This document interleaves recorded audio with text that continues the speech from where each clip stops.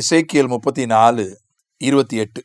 இனி அவர்கள் புறஜாதிகளுக்கு கொள்ளையாவதில்லை, பூமியின் மிருகங்கள் அவர்களை பட்சிப்பதில்லை, தத்தளிக்க பண்ணுவார் இல்லாமல் சுகமாய் தங்குவார்கள். 29.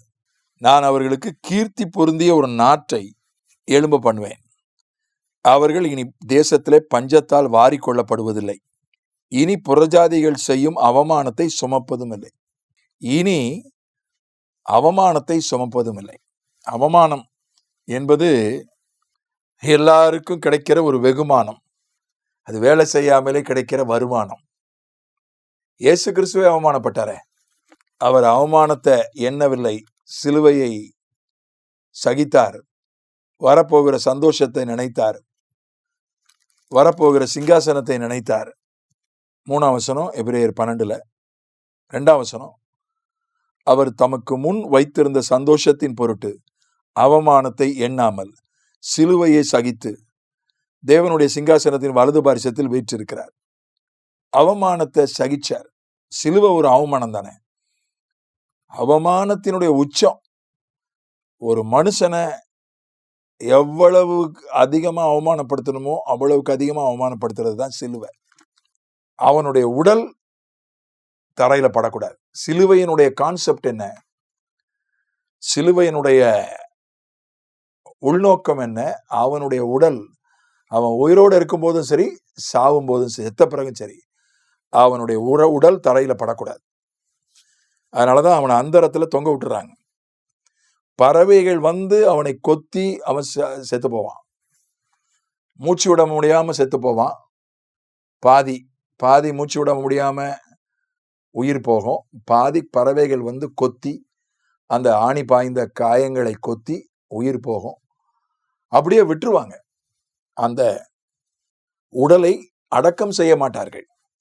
ஏன்னா அந்த உடல் பூமியில படக்கூடாது, பூமிக்கு சாபம். ரோமர்கள் பூமியை கடவுளாக வணங்கினார்கள். நம்ம ஊர்ல பூமாதேவிய கடவுளா வணங்குற மாதிரி ரோமர்களும் பூமிய கடவுளா வணங்கினாங்க. நம்ம ஊர்ல சிலர் செருப்பே போடாம போறாங்களே. நம்ம தமிழகத்துல ஒரு எம்பி இருக்கிறார், ஒரு மதவாத கட்சியினுடைய ஒரு எம்எல்ஏ, ஒரு எம்எல்ஏ இருக்கிறார், ஒரு மதவாத கட்சியினுடைய எம்எல்ஏ செருப்பே போட மாட்டார். அதை ஒரு கத்தோலிக்க ஃபாதர் விமர்சித்து பேசிதான் அவர் அதை கொஞ்சம் கடாமுடான்னு பேசிட்டார். அதனால அது ஒரு பிரச்சனையாகி வழக்காச்சு. அந்த மாதிரி தான் ரோமர்கள் அப்படிதான் இருந்தாங்க. அவங்க இதை வேற மாதிரி அணுகுனாங்க, ஒரே நம்பிக்கை தான். ஆனா அதை இயேசு சகிச்சார். அந்த அவமானத்தை, உடல் வலியை விட மன வலி தான் அதிகம் சிலுவையில. அவமானம், நிர்வாணப்படுத்திடுவாங்க, கேலி பண்ணுவாங்க, துப்புவாங்க, பரியாசம் பண்ணுவாங்க, சிரிப்பாங்க. இதுதான் இந்த மனவலி தான் அதிகம், மனவேதனை தான் அதிகம். அதை அவர் சகிச்சார். ஆனா 3ஆவது நாளே அவர் சந்தோஷத்தை பெற்றுக்கொண்டார், பிதாவினுடைய வலது பாரிசத்தை பெற்றுக்கொண்டார். 36 மணி நேரம் தான், 3 நாள் கூட இல்ல. 3ஆவது நாள்னு சொல்ற 36 மணி நேரம் தான். அவமானத்துக்கு பிறகு சந்தோஷம், சிலுவைக்கு பிறகு சிங்காசனம். சிலுவை வருகிறது என்றாலே சிங்காசனம் காத்திருக்கிறது என்று அர்த்தம். அவமானம் வருகிறது என்றாலே அடுத்த ஆனந்தம் இருக்கிறது என்று அர்த்தம். நான் சொல்றதை எழுதி வச்சுக்கிடுங்க. இது ஒரு சூத்திரம், வாய்ப்பாடு, ஃபார்முலா. அவ்வளவு அவமானம். இஸ்ரவேல் ஜனங்க அவமானப்பட்ட மாதிரி சரித்திரத்துல வேற யாரும் அவமானப்படலை. 1000 வருஷ அரசாட்சியில இஸ்ரவேல் பேரரசு தான், அது இஸ்ரவேல் பேரரசா தான் இருக்கும், இஸ்ரவேல் சாம்ராஜ்யமா தான் இருக்கும். இயேசு அதனுடைய ராஜாவா இருப்பார். இஸ்ரவேலை இயேசு ஆளுவார். அது அதை விட ஒரு பெரிய பெருமை. உலகத்தை இஸ்ரவேல் ஆளுவது ஒரு பெரிய மரியாதை. இயேசுவே இஸ்ரவேலுக்கு ராஜாவா இருக்கிறது, அது கடவுளே வந்து ராஜாவா இருக்கிறது, அது அதை விட பெரிய மரியாதை.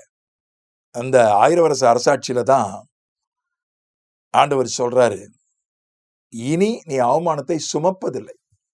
அது சில மொழிபெயர்ப்புகளில் போட்டிருக்கு, இனி நீ அவமானத்தை சகிக்க வேண்டியதில்லை. இங்க ரொம்ப அழகா சுமக்க வேண்டியதில்லைன்னு போட்டிருக்கு. என்டியூர், பேர், ரெண்டுமே கிட்டத்தட்ட ஒரு அர்த்தம் தான். சகிக்க வேண்டியதில்லை. பேர் என்பதற்கு சுமப்பதுன்னு ஒரு இன்னொரு அர்த்தம் இருக்கு, சகிப்பதுன்னு ஒரு அர்த்தம் இருக்கு. சில மொழிபெயர்ப்புகளை என்டியூர்னு போட்டிருக்கு. என்டியூர்னா ரொம்ப நீண்ட காலம்னு ஒரு அர்த்தமும் இருக்கு. நீண்ட கால அவமானம் அது இனி கிடையாது. அதுக்கு பதிலா ஒரு பெரிய மரியாதை, ஒரு பெரிய அந்தஸ்து, ஒரு பெரிய மகிமை, ஒரு பெரிய உயர்வு, ஒரு பெரிய புகழ்ச்சி. ஆண்டவர் நீண்டகால அவமானத்தை கடந்து வந்தவர்களுக்கு, பெரிய அவமானத்தை கடந்து வந்தவர்களுக்கு சொல்கிறார், உனக்கு இனி அவமானம் இல்லை, இனி உனக்கு ஆசீர்வாதம் தான், ஆனந்தம் தான், சிங்காசனம் தான். அவமானத்தை கண்ட நீ, அவமானத்தின் சின்னமாய் இருந்த நீ, இனி ஒரு ஓமானமாக, ஆனந்தத்திற்கும் உயர்வுக்கும் அதிகாரத்திற்கும் ஆளுகைக்கும் ஒரு ஓமானமாக நீ மாறுவாய். கர்த்தர் மாற்றுவார். ஆமென்.